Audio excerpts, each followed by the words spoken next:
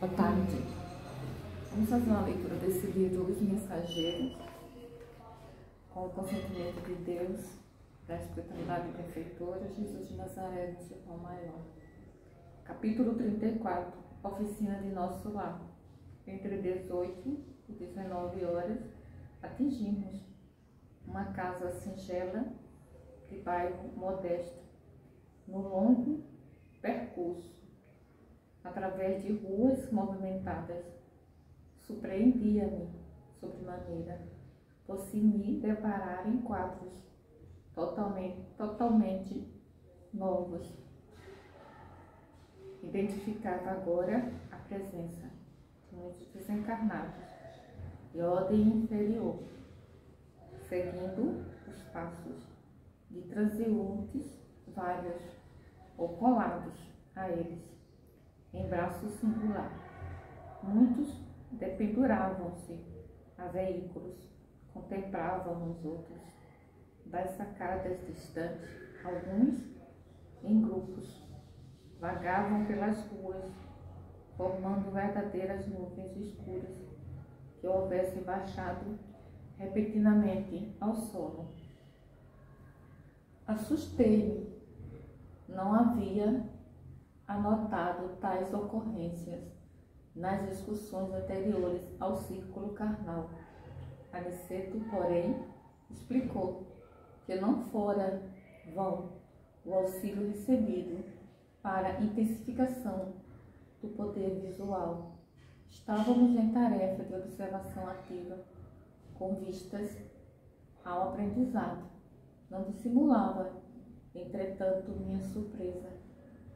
As sombras sucediam-se umas às outras, e posso assegurar que o número de entidades inferiores, invisíveis ao homem comum, não era menor. Nas ruas, ao passo de pessoas encarnadas, em contínuo vai e vem. Não havia ali a serenidade dos ambientes de nosso lar, nem a calma relativa do posto de socorro de campo da paz. Receios imprevistos instalavam-se-me na alma. Desagradáveis choques íntimos assaltavam-me o coração, sem que lhes pudessem localizar a procedência.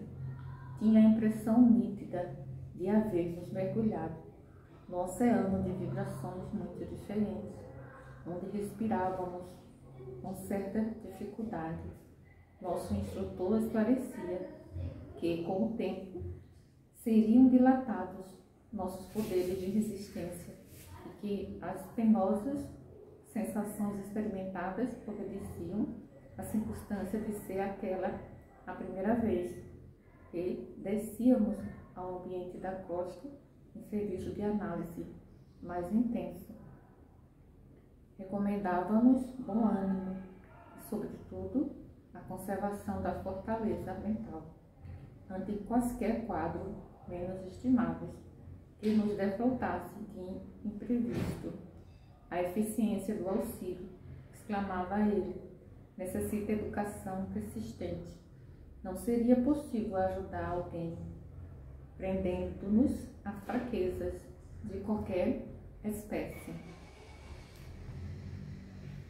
Os conselhos de Aniceto calmavam-nos a alma, surpreendida e inquieta, e eu tudo fazia no íntimo para ajustar-me aos alvitres do bondoso orientador, mesmo porque asseverava ele que diversos companheiros adiavam nobres realizações em virtude das manifestações injustificáveis e receios. Aquela residência de aspecto tão humilde que alcançávamos agora proporcionava-me carinhosa impressão de conforto. Estava lindamente iluminada por clarões espirituais que recordavam precisamente nossa cidade tão distante. Fundamente surpreendido, reparei que o nosso orientador se detivera notando a nossa admiração. Aniceto indicou a casa pobre e falou: teremos aqui o nosso refúgio. É uma oficina que representa nosso lar. Profundo assombro empolgou-me o íntimo, mas não tive ensejo para indagações. Precisava seguir o instrutor que tomara a direção da casa pequenina. Aproximármos-nos do jardim que rodeava a construção muito simples e, estupefato, observei que numerosos companheiros espirituais assomavam a janela, saudando-nos alegremente. O que significava tudo aquilo? De outras vezes, visitara minha cidade e meu antigo lar, mas nunca vira tal coisa. Aniceto compreendeu minha perplexidade e explicou: os irmãos que nos saudam são trabalhadores espirituais que se abrigam nesta tenda de amor. Um cavalheiro muito simpático e acolhedor abriu-nos a porta. Este pormenor foi outra nota imprevista. Tal não sucedia quando voltava à minha velha casa terrena. As portas cerradas não me ofereciam obstáculos. Ali, porém, vigorava um sistema vibratório de vigilância que eu não conhecia até então. Nosso instrutor envolveu o anfitrião um abraço amistoso, apresentando-nos em seguida. Aqui, meu caro Isidoro, disse, a indicar-nos, carinhoso, são nossos amigos, Vicente e André, novos cooperadores de serviço em nosso lar. Muito bem, exclamou Isidoro, abraçando-nos. Nossas atividades precisam de trabalhadores operosos. Entrem. E acrescentou, hospitaleiro, a casa pertence a todos os cooperadores fiéis do serviço cristão. Era a primeira vez que eu via uma entidade espiritual com tão segura chefia de uma casa terrestre. Penetramos o ambiente modesto, altamente surpreendido. Reparei o interior.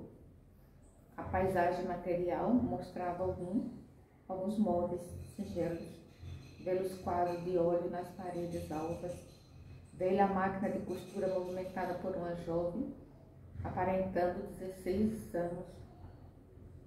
Um rapaz, Zote, de 12 anos presumíveis, atento a cadernetas de exercício escolar. 3 crianças de 9, 7 e 5 anos, aproximadamente.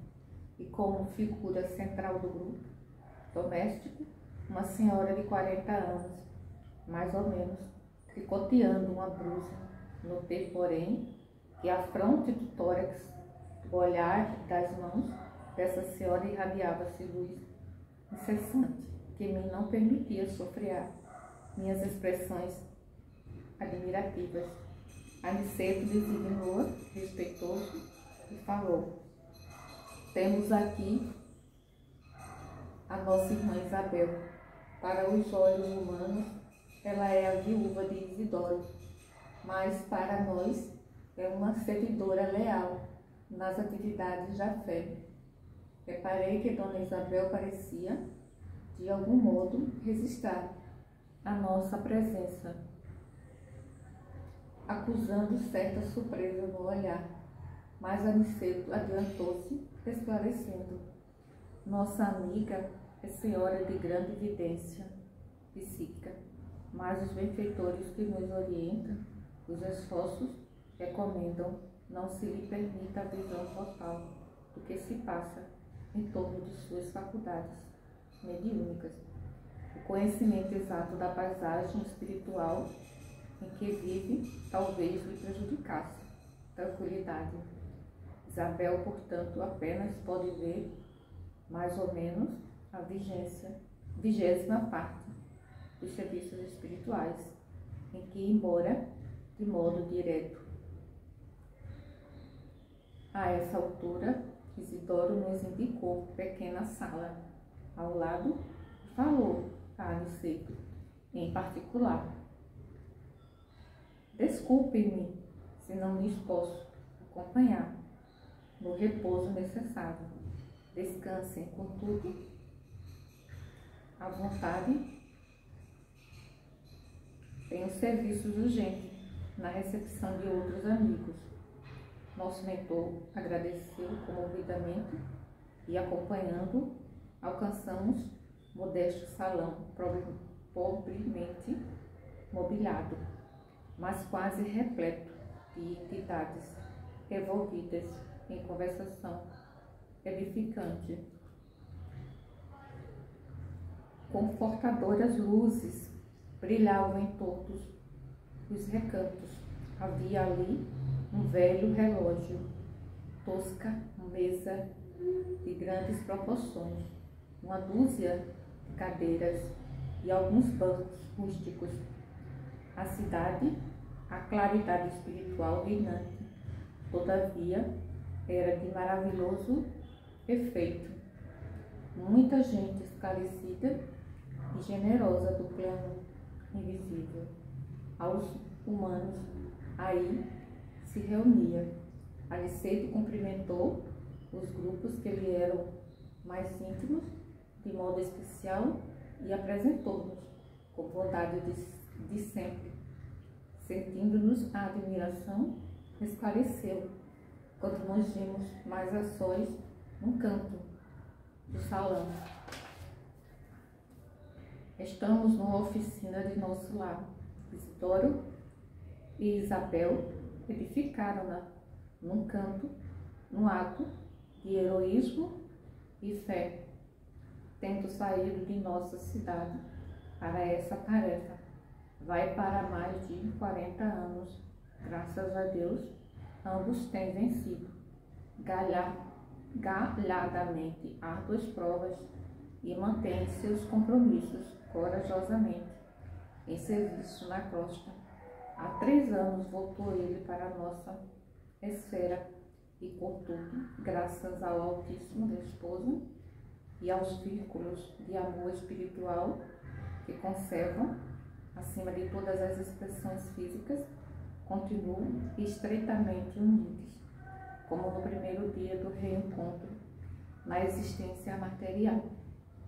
Dada esta circunstância invulgar, as autoridades de nosso lar concederam-lhe permissão para continuar nesta casa como esposo, amigo, pai devotado, sentinela vigilante e trabalhador fiel.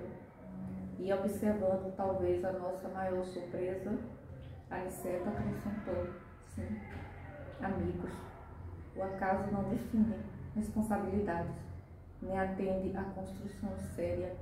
A edificação espiritual pede esforço e dedicação, assim como os navios do mundo necessitam de âncoras firmes para atenderem efetivamente, eficientemente a sua tarefa nos portos. Também nós precisamos de irmãos corajosos e abnegados, que façam o papel de âncoras entre as criaturas encarnadas, a fim de que, por elas, possam os grandes benfeitores da espiritualidade superior se fazerem sentir entre os homens, ainda animalizados, ignorantes e infelizes. Você veja, né, nessa atividade ao qual o André Luiz está, né, ele recebeu energias, né, para que, como ele descreve aqui, né, aqui ele faz uma descrição dos irmãos desencarnados que ele encontra na rua, e ele descreve como sombras, né, nuvens escuras que descem ao solo, os irmãos, né, inferiores, ali passeando junto com os irmãos encarnados, né, um abraçado ao outro, né? Ou seguindo os seus passos, né? E ele vai se deparando com essa paisagem, né? Desses irmãos inferiores, né? E ele fica assim, né? Um pouco angustioso, né? Receoso, né?